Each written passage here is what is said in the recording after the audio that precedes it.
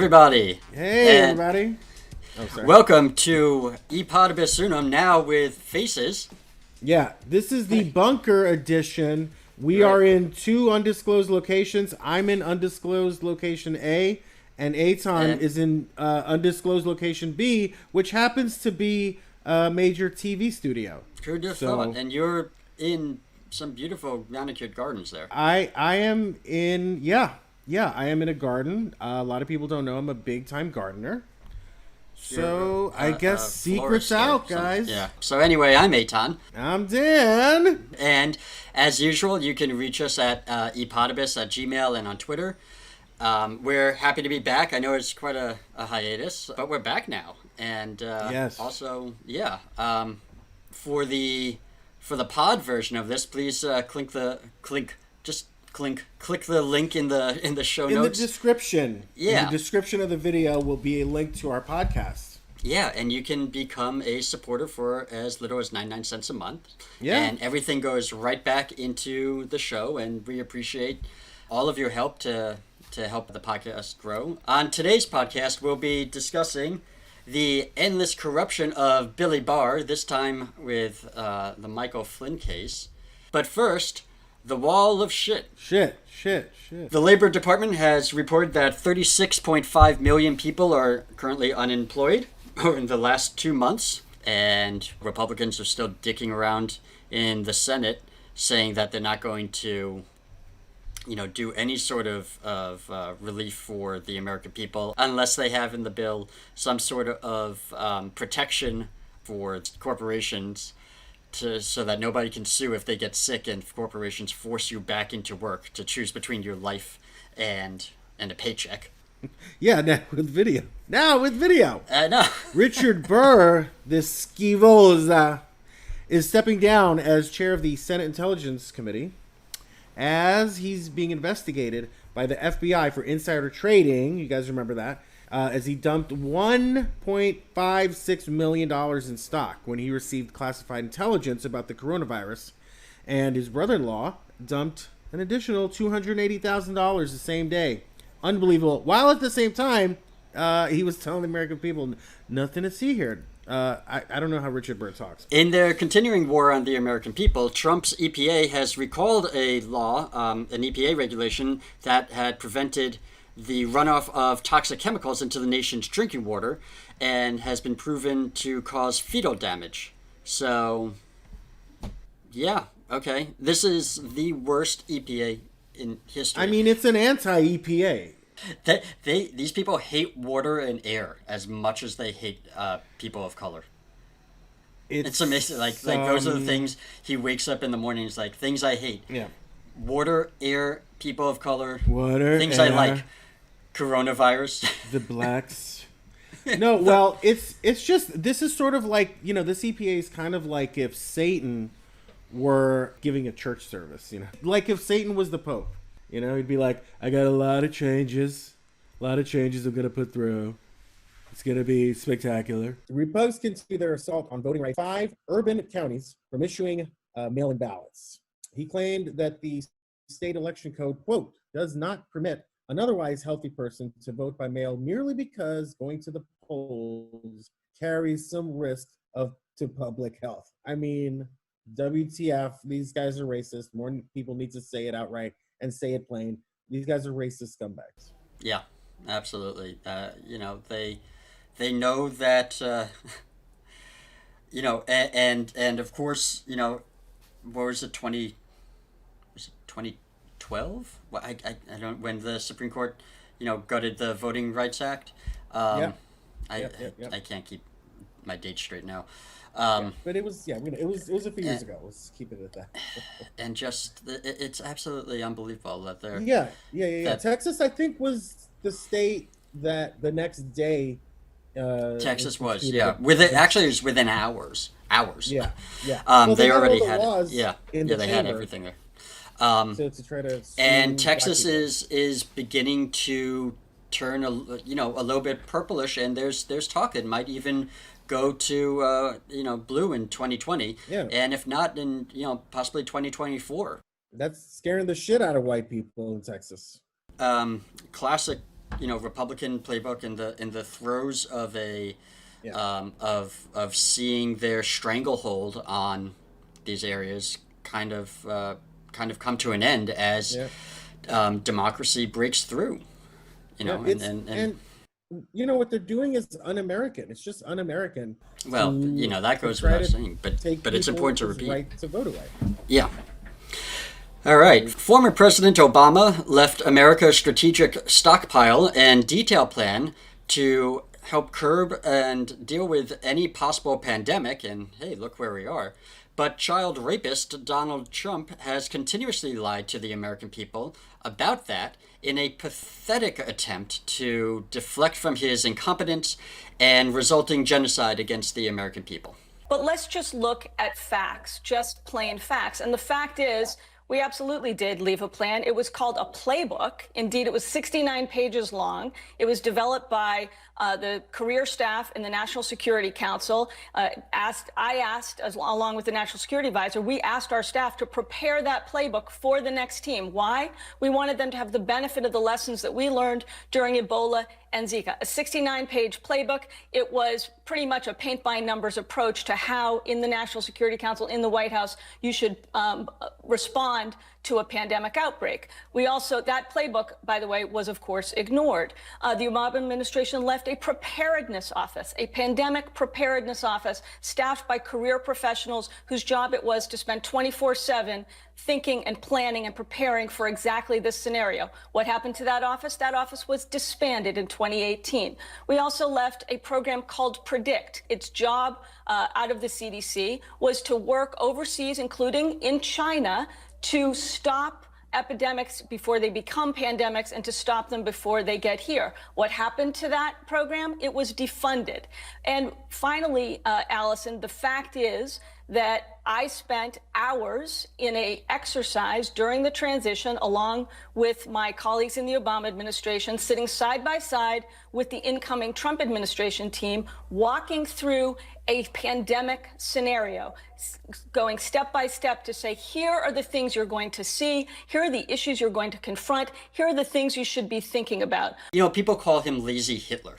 He's like, well, this coronavirus happens to be affecting disproportionately people of color and in cities which tend to lean Democratic. So, it's okay, whatever. I'll get tested every day as president, but I'll tell the public that testing is, his favorite word is hoax. It's a big hoax. Everybody knows it. A genocide by any other name is still a genocide. They keep hoaxing. They keep hoaxing. I heard you mention me. The whole stockpile thing, we had it all ready to go and just gave the keys over and just turned the key and there it is. And a detailed plan. Yes. Yeah. Actually, we're going to play a little bit of that later. Peter Navarro, the crackpot economic advisor to failed businessman Trump, 8 bankruptcies. Yeah. Told 36.5 million unemployed Americans that they should throw themselves a quote-unquote pity party. Freaking unbelievable. This administration is so incapable of leading that all they can do now is hurl insults at the American people. And it's not just Clinton supporters who are out of work, okay? It's a lot of people. It's everyone, every sector. It's a travesty. It's Joe Stein supporters also. They're out too. No, but it's everyone. And these rich fuckers who, it's not going to hurt them. They just don't give a shit about the common working American. They certainly don't give a shit about poor Americans. It's such a form of sociopathy. Rick Wilson said in an interview, he was on David Plouffe's podcast, and he said, Trump is driven by 3 things: either what makes him richer, what makes him more famous, or what makes his dick hard. And I can't find any evidence that doesn't support that. I think literally everything supports that. So why does he why would he or any of his lackeys give a shit about the regular people? Absolutely. Repugs in Missouri are using the coronavirus pandemic to try to undermine gerrymandering reforms. They're literally taking this time to try to pass new legislation to undo reforms of gerrymandering. So to make elections less fair. I don't see what the problem is. If I knew any Shakespeare, I'd say, much ado about nothing. In an unprecedented move last week, Bill Barr decided that the Department of Justice will drop the case against Michael Flynn. So, Flynn was Trump's pick for National Security Advisor and pleaded guilty twice to lying to the FBI about conversations that he had with Russian Ambassador Sergei Kislyak. Hold on. Let me just say, he was set up. He's such a nice guy. They set him up. The Department of Justice has never before stopped a case in the middle of its own prosecution, which led the lead prosecutor on the Flynn case to withdraw out of protest. In fact, the motion to dismiss didn't have the prosecutor's signature on it. Instead, it only had the signature of the U.S. Attorney in D.C., Timothy Shea, who's a Barr lackey. He's an interim U.S. attorney. He was never vetted or confirmed by the Senate at all. So, this isn't new behavior from Bill Barr. We've seen him step in with Roger Stone's sentencing recommendation. We've seen him interfere before. So this shows the absolutely incredible special treatment to some of Trump's closest friends. I'm sorry. I have to object here. This is actually the standard treatment that they have for their people, which is completely insane. This is their standard. For them, the standard is like they shouldn't, if they're Trump people, they're above the law. And that should be the standard. That's what they want to do is change the standard. It's of course. Shocking. It's shocking what's happening. It is, and seems to be a daily occurrence with this administration. So, it is absolutely unbelievable the way that they give special treatment to, to Trump's, what would you say, his cronies, his cronies, his crew. Because it's more like a mobsters. Mobsters. You're part of a crew. My guys are the best. They're very loyal. The reason that this was allowed to happen was because Mueller closed the special counsel's office. Well, he was forced to close. Barr forced it. Had he not, this would still be ongoing because they would still oversee this because this arose out of the Mueller investigation. Mueller, as we saw in the Mueller report and in his testimony, he is a believer, perhaps naively at this point, but he's a believer in institutions, right? He willingly or unwillingly has turned a blind eye to the way that these institutions have been undermined ever since Reagan, particularly under Republican administrations. He's a man outside of this time. He's stuck in this 50s, Father Knows Best TV show, and he's kind of stuck there, and he doesn't realize how people communicate today, including people that are older. Like my mother's on Instagram. She posts shit. Oh, yeah? She's, people kind of view everything through the same kind of lens. So whether it's a YouTube video about the government or about whatever YouTuber, like we're getting the information through these same channels. Mm-hmm. And it has to be quick, short, to the point. It has to be direct. It can't have a bunch of legalese and double negatives like he uses. It has to be plain. And this guy was not speaking in plain language. Yeah, absolutely. One of the reasons everyone is very upset with Barr is he released internal documents that are never released in law enforcement investigations and gave them to Flynn's defense attorney. Some of these documents include the FBI discussing how to proceed with questioning. This is, Trump is always, claiming executive privilege, and he won't release anything. And now he's selectively releasing these conversations to undermine their own case.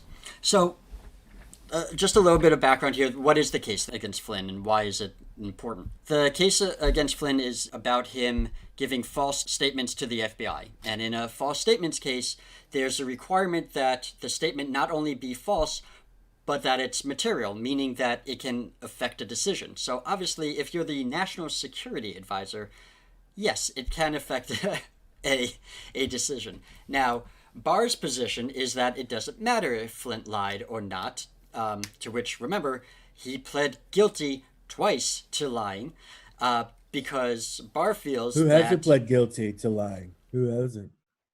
Everybody does it. Everybody knows it.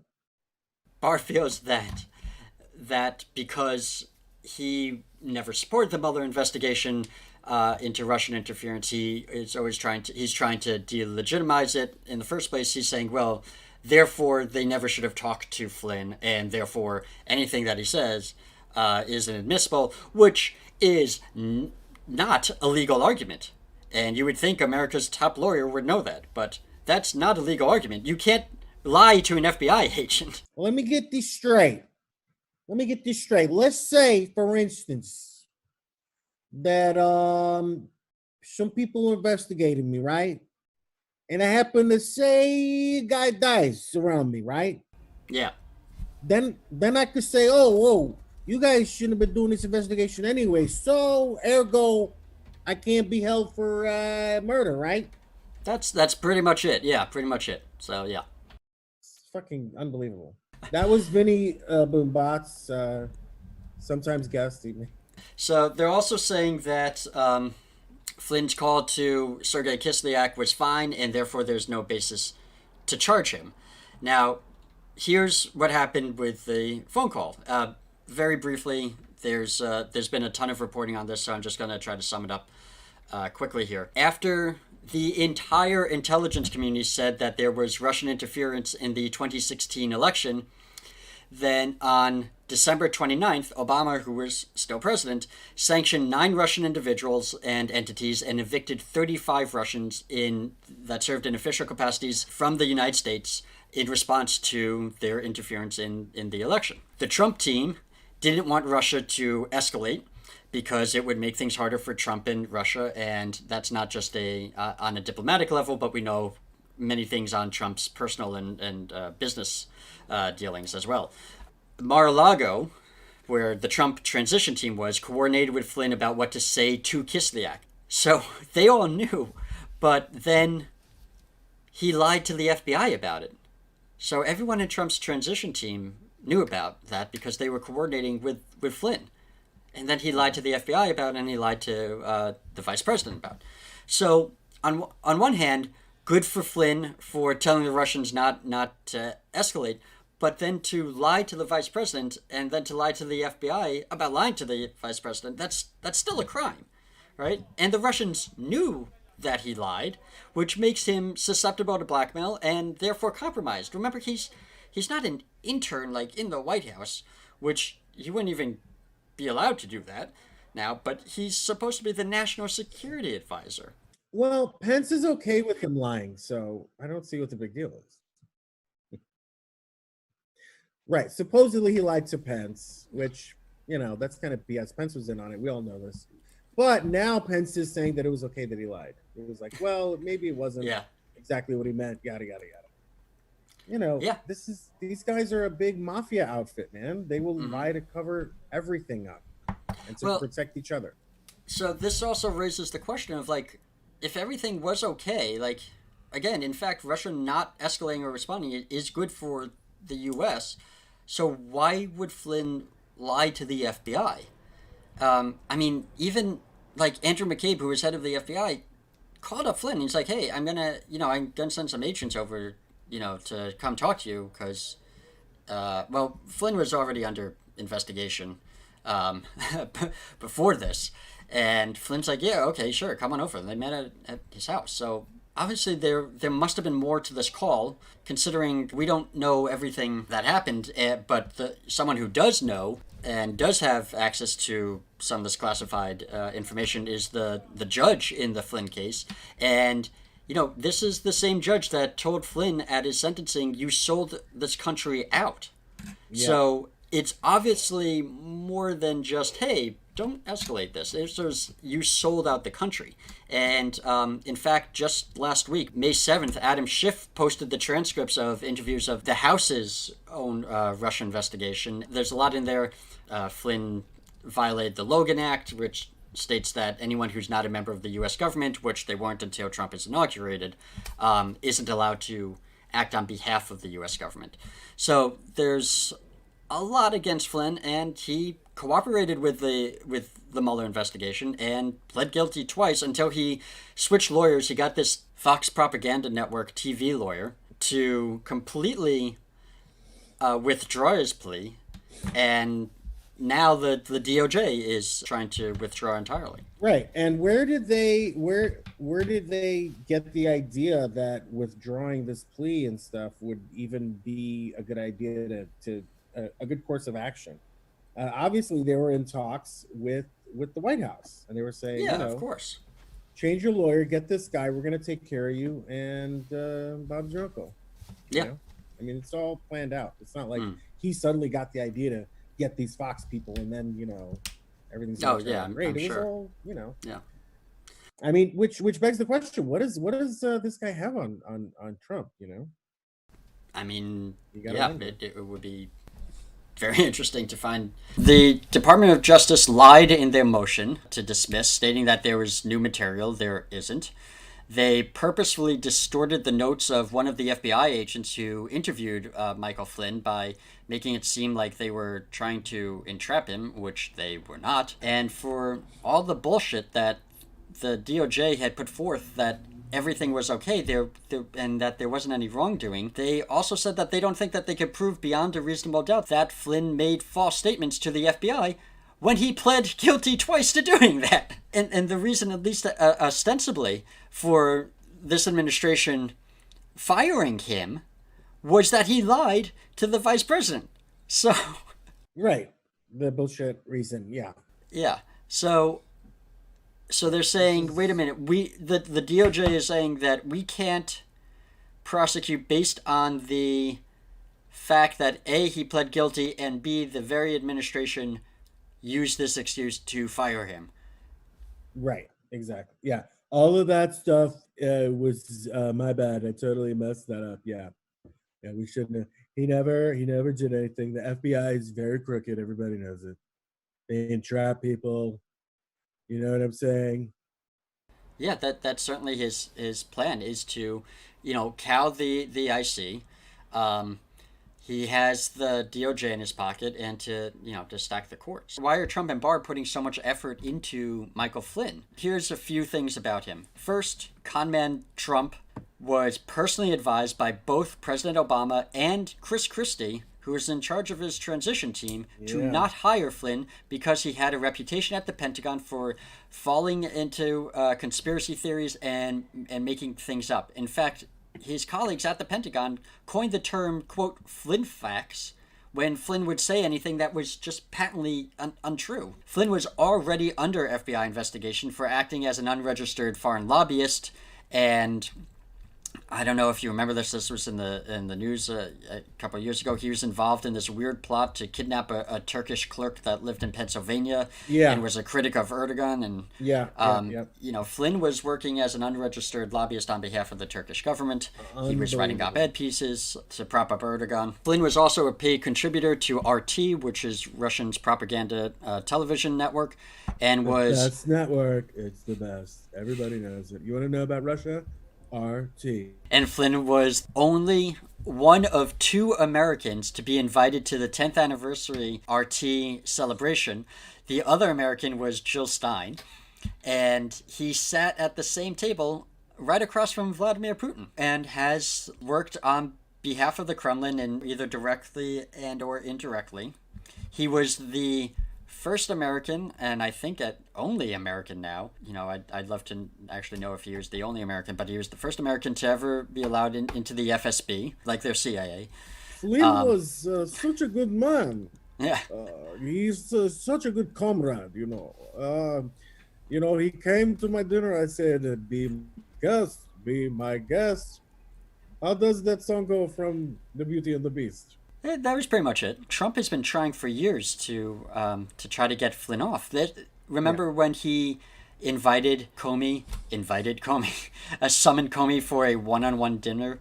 Oh, Lordy, I do. And said, I want your loyalty. Oh, God. That was over Flynn. And he's like, yeah, remember, can't you let this whole Flynn thing go? The whole reason is so Trump can muddy the waters to have this straw man to run against in 2020. Repugs have already compared Flynn to, I swear to God this is true, to Rosa Parks and Nelson Mandela. And supposedly Trump wants him on his team in 2020. Obviously, he must have something on him, and there obviously must be more to this phone call with Kislyak. This is just another way that Trump can energize his base and doing what the Republican Party does best, which is deny objective reality when it's staring them in the face and politicize things that any reasonable person can see is wrong or illegal. I think the Russians were like, we want Flynn here. The idea was that he was going to be the main fulcrum point where the Russians could go straight to him and get things done. So that way Trump stays clean, no contact, and Flynn can go about his business. They have Kushner. They would have Flynn as well. He was paid in official and unofficial capacities by the Kremlin. He was paid by RT for the re-election. Barr has reiterated that he still has ongoing investigations into the origins of the Russia investigation, right? He's investigating the investigators, and he leaves open the possibility of charging people in what was a lawful investigation. What's he gonna do? Try to charge Bob Mueller? That would be amazing. Yeah, this is really, really scary. He's trying to rewrite the conclusions of the Russia investigation, as he tried to do when the report came out. If you remember, he came out, and then he rushed with like a 4-page summary and said, "Nope, nothing to see here, he's folks." Continuing. He's continuing. He's not trying again. He's continuing. And possibly jail political enemies. That is a terrifying prospect. And they're probably going to ramp this up in the fall as we draw closer to the election. In response to Barr's actions, nearly 2,000 former Justice Department employees called on Billy Barr to resign, and Obama's always above the fray.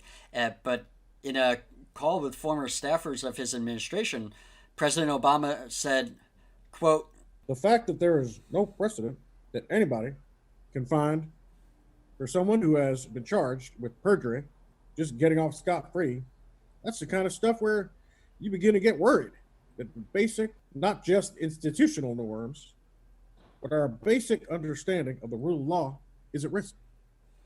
And then you start moving in those directions. It can accelerate pretty quickly, as we've seen in other places." Ooh, that's a tough one. It should scare us that it's horrifying that the former president of the United States is warning against us sliding into authoritarianism. The true mark of authoritarianism isn't so much the prosecution of the innocent, it's the protection of the guilty. Barr knows this, and they're so open, they're so brazen about that. He was on 60 Minutes and asked, how do you think history will view this? And he was laughing. He's joked. He said, well, history's written by the winners. Like, it's the Crusades. Well, for him it is. He's a nutcase. They have such a disdain for the rule of law and such a hatred for this country and the people in it that they go on national TV and they joke about their crimes, knowing that as long as Trump and Barr are in power, there's nothing that anyone can do about it. Especially as McConnell continues to stack the courts. If you take despair out of this message, that is the wrong message. They represent actually quite a minority of this country. It's about 33% or so.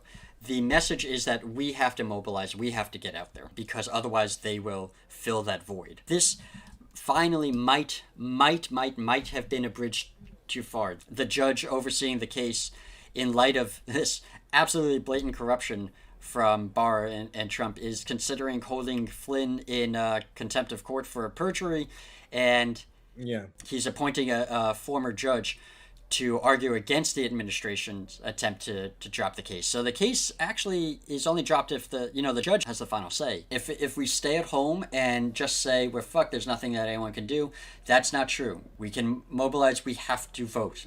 We have to get out there and vote. Yeah, get out there and vote, guys. I mean, seriously. Today, in good messaging, we got the Lincoln Project for their Morning in America. It's a play on the old Reagan ad. It follows the whole thing stylistically. It's very good. It followed Reagan's Morning in America, but this is Morning with a U, and it's about, instead of the hope that Reagan had in his ad, this shows Trump's complete failure as a so-called leader to deal with the coronavirus, and how we have 36.5 million Americans out of work now. We have 80,000 people dead because of him, with no mass testing available, with leadership out there at all, and people are just dying left and right. So it was an excellent ad, infuriating Trump. He was on Air Force One apparently when he saw it, and according to two reporters that were on the plane with him, you could hear him screaming on the other side of the plane about it, and he spent the whole day rage tweeting about it. So it just got into his head. It's so unfair. And because he kept doing that, he helped raise money for the Lincoln Project. He helped spread the ad and helped it go viral. Yeah. So, I guess thank you to him. In bad messaging, and I'm going to apologize ahead of time that I didn't write this down when I saw it. So bad messaging goes to the MSNBC reporter and whoever his producer was of the segment, and he uttered the phrase, the Republican-controlled Senate and the Democrat-controlled House. Now, you saying Democrat instead of the A, grammatically correct, and B, correct title of the Democratic Party. Never heard of that party. The Democratic Party is the actual name of the party, and to call it otherwise is because in testing they found that Democrat has a much less favorable connotation than the word Democratic, which is the correct word, A, grammatically, and B, the actual title of the party. I'm sure it was unintentional, but repugs know things that Democrats don't. And that is, it seeps into the mainstream media, it seeps into our vernacular. And we've spoken to liberals and progressives who have said that and didn't know that, A, that's not even the name of the party, but B, the reason that has happened is because it's been planned over years and years. We're helping them. Yeah, exactly. And that's something that Democrats and progressives just don't understand. And they're being rolled time and time and time again by these repugs. They're concentrating, which is good, on content, legislation and stuff, but they're not paying attention to communication, and how words are used and how words affect, psychologically, and they just don't pay any attention to that. And it's really, really, really, really frustrating. For instance, when McConnell had the audacity to say that Obama didn't leave a plan at all, every damn senator and congressperson, Democratic, should have just went off and just bullet pointed the 4 or 5 different things, including that literally had a plan just for this COVID type situation in place last year. And we're just not doing it. Communication, like I've said before, is probably even more important than good legislation, because good communication can pass bad legislation. Bad communication cannot pass good legislation. That's a really excellent point, and I wish more people were saying that. And everybody says, oh, McConnell's this evil genius. And look, he's not an idiot, but he's just such a cynical person that he will find a way to enact his cynicism. It's not like he's playing 3-dimensional chess. He's just might be a better chess player, but we're still playing the same game. He's not that much better, but he is just so cynical that we don't think like that. We think that, people will still respect institutions. Okay, we have a Democratic president in Obama, and he has the right to nominate a Supreme Court justice with Merrick Garland. And we just can't think like Republicans, and that is what's destroying the country, because progressives and Democrats are the only things that stand between this country falling into a third world authoritarian banana. Right. What's it called? Banana Republican? Yes, banana Republicans. Yeah. I made that term up. Lastly, in our segment of Dems, how do you fuck this up? Dems, how do you All right. fuck this up? Dems, how did you fuck this up? At the Judiciary Committee hearing on Justin Walker, who is the 37-year-old McConnell protege from the D.C. Circuit Court of Appeals, and of course, ABA unqualified, is one of the most partisan and unqualified nominees out of all of Trump's nominees. But instead of questioning his positions, like his opposition to the ACA and entering them into the public record, they lamented about having to come to Washington during this pandemic. They totally missed this opportunity to expose someone who he's a clear partisan. I mean, he's 37 years old. He will now have a lifetime appointment on the second most powerful court in the land. This is a quote from the New York Times. He has not presided over any bench or jury trials. And he has written opinions in only 12 total cases. He's just a lackey of McConnell. He happens to be very well connected. So, they made him a judge. He's been a district judge for 6 months. And now they want to make him a judge on the second most important court in the entire country. Yeah, well, this for a lifetime. Yeah. This is the kind of shit, if God willing, we get a goddamn Democrat in there. This is the kind of shit we have to do. Now, hold on. I don't mean put someone that was unqualified, but we have to get people completely liberal. There has to be an adjustment. So you put in the most liberal people in there because they're putting the most stridently conservative people in. But they're unqualified also. And, we've talked in the past about, even if they were qualified, what is the idea of conservatism and the fact that it's just a bullshit word to allow people to justify doing terrible things throughout history. Right. But, at least they'd have some sort of knowledge of the law. But this guy just doesn't have even that. And as far as that, as far as the others are putting in liberal justices, I mean, there's, again, I think it's a nonsensical term. There are people who respect the law and there are people who don't. And, now we have 5 people on the Supreme Court that really tortured the law to fit their means, and 4 people that genuinely do respect the law and are trying to interpret it as best as they can. And they're called liberals. So fine, if that's the moniker you want to give them, then fine. Bill Barr must resign. We'll have a link. We'll have a link in the show note to the DOJ's main switchboard and comment line. Guys, call. Okay, stop your bullshit. Call your congressperson, call your senator. Please consider donating to the Stacey Abrams Fair Fight for Voter Rights, or to Take Back the Court, or both, quite frankly. They're both wonderful, wonderful causes. We'll have the links below and in the show notes. We like a little levity once in a while because this is so depressing that it can really cause an embolism or a heart attack or stroke. Sometimes I feel like I've had all 3 when I read this stuff, but yeah, we got to get that out there and vote. Vote blue no matter who. A vote not for Biden is a vote for Trump.